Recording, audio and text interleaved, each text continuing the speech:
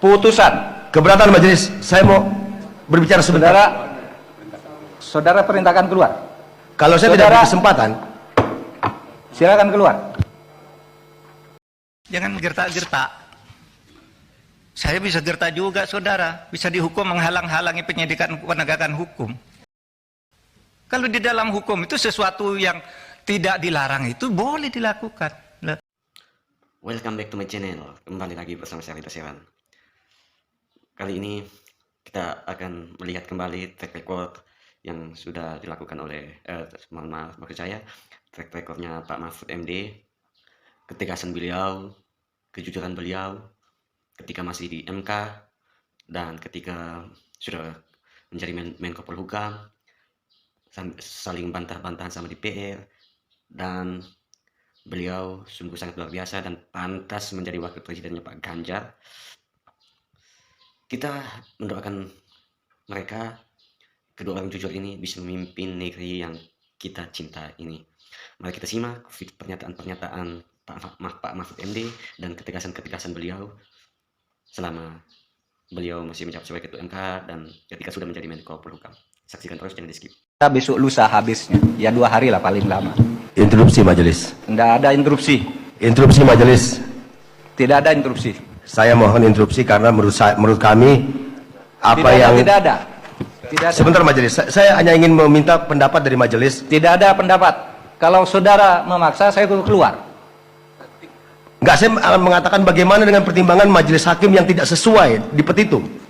Tidak ada. Nanti aja. Putusan.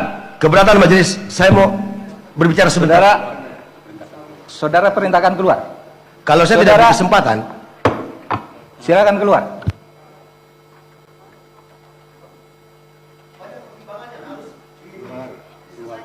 Sudah keluar aja.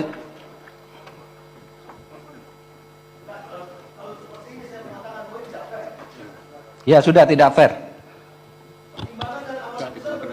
Ayo saya suruh keluar tuh. Lalu nanti saya yang interupsi dituding-tuding lagi. Saya tidak mau. Artinya kalau begitu, misalnya saya membantah lalu di sini ada berteriak keluar, saya keluar. Saya punya forum. Saya setiap kesini dikeroyok, belum ngomong sudah diinterupsi, belum ngomong diinterupsi. Waktu kasus itu juga, waktu kasus Sambo, belum ngomong sudah diinterupsi, dituding-tuding, suruh bubarkan. Jangan begitu dong. Mati ya mic-nya. Pak Mahfud, kita teruskan aja dulu yang interupsi biaran. Oh oke, nanti ntar dibenerin. Karena sering di DPR ini aneh. Kadang-kadang marah-marah gitu, nggak taunya Markus dia. Marah ke Jaksa Agung, ngomong itu, nantinya datang ke kantor Kejaksaan Agung titip kasus. Pimpinan mohon dicatat ya. Saya interupsi pimpinan. Interupsi pimpinan. Saya kira ini tidak relevan. Silakan. Interupsi pimpinan. Ya. Silakan Pak Habib, silakan. Apa? Saya kebetulan pimpinan Mahkamah Kehormatan Dewan, pimpinan. Ini konten saya minta parlemen Pak ini. Mahfud, apa memang benar ada data yang soal Markus anggota DPR, disampaikan saja sekarang. Nanti Saya sampaikan sekarang. lanjuti. Ya. Disampaikan saja. Ingat peristiwa di Kampung Maling, Ustadz di Kampung Maling. Saya kira saya sama Pak Beni masih ada di sini. Ya. Kan saya tadi nyebut DPR, nggak nyebut saudara. Ke Pak Presiden, kenapa lapor ketua? Ya memang kenapa saya ketua diangkat oleh Presiden. Ada SK-nya. Terus untuk apa ada ketua, ada komite? Kalau tidak lapor, kalau saya tidak boleh tahu. Itu satu. Ya. Itu bisa dihukum 10 tahun. Beranikah saudara? Saudara Arteria bilang begitu kepada Kepala BIN, Pak Budi Gunawan. Pak Budi Gunawan tuh anak buah langsung presiden. Anak buah langsung presiden dia. Bertanggung jawab presiden, bukan anak buahnya Menko Polhukam. Tapi setiap minggu laporan kayak ini resmi. Info intelijen kepada Menko Polhukam. Coba saudara bilang ke Pak Budi Gunawan. Pak Budi Gunawan, menurut Undang-Undang BIN bisa diancam 10 tahun penjara. Berani enggak? Menurut pasal 44. Kan persis yang saudara baca kepada saya. Bahwa kalau menyampaikan ke Menko Polhukam 10 tahun lalu Pak Bin nyampaikan, bukan ke Presiden, tapi ke saya nih. Ini bulan Maret ada nih. Kok terus nggak boleh gimana? Apa gunanya ada? Dan ini penting saudara. Karena apa? Ya, karena saya bekerja berdasar info intelijen. Nah oleh sebab itu, saudara, dan ini sudah lakukan banyak nih. Kok saudara baru ribut sekarang? Ini umumkan dan saudara diem aja sejak dulu nih. Kita yang mengumumkan kasus Indosuria. Yang sampai sekarang bebas di pengadilan kita tangkap lagi. Karena kasusnya banyak. Itu kan PPATK, kok baru ribut soal ini? Lukas NMB.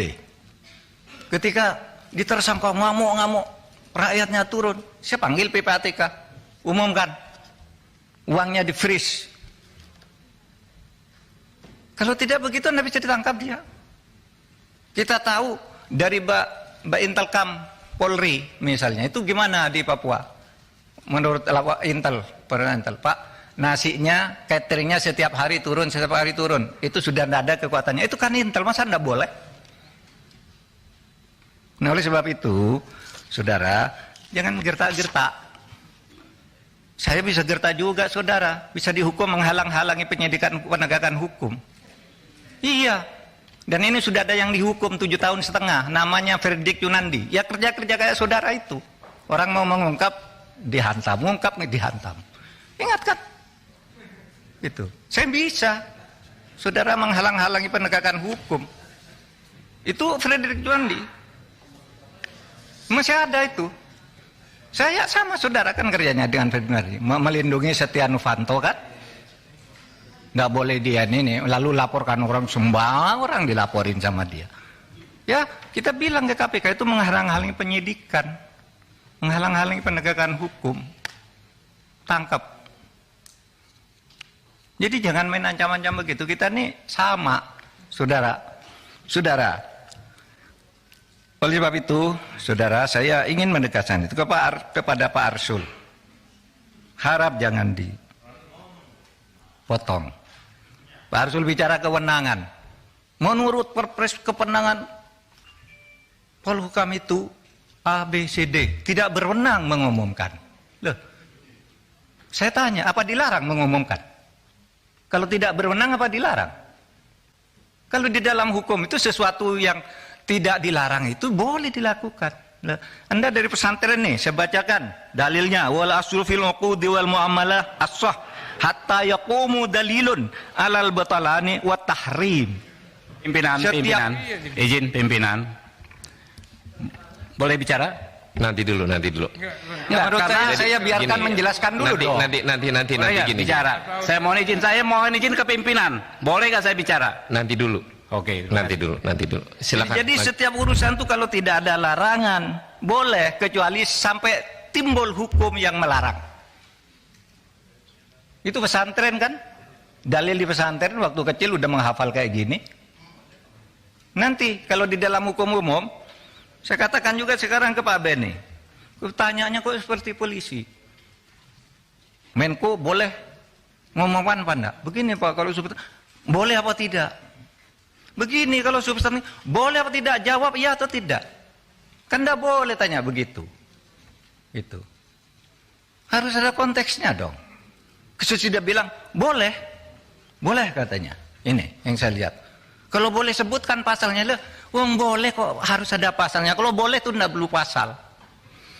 Misalnya saya tanya ke Pak Beni, boleh enggak saya ke kamar mandi sekarang? Boleh, mana pasalnya? Enggak ada, karena boleh. Kalau dilarang baru ada pasalnya. Di mana dalilnya? Nah sekarang bukan bahasa Arab, bahasa Latin. Nolum delictum nola punasine previa lege punali. Ini dalam hukum pidana. Tidak ada satu kesalahan, tidak ada sesuatu yang dilarang itu sampai ada undang-undang yang melarang lebih dulu. Ini tidak dilarang kok. Lalu ditanya kayak copet aja. Memang siapa? Sudah tahu informasi terbaru belum? Kalau belum, langsung cek YouTube Liputan 6 SCTV. Jangan lupa subscribe, komen, like, dan juga share.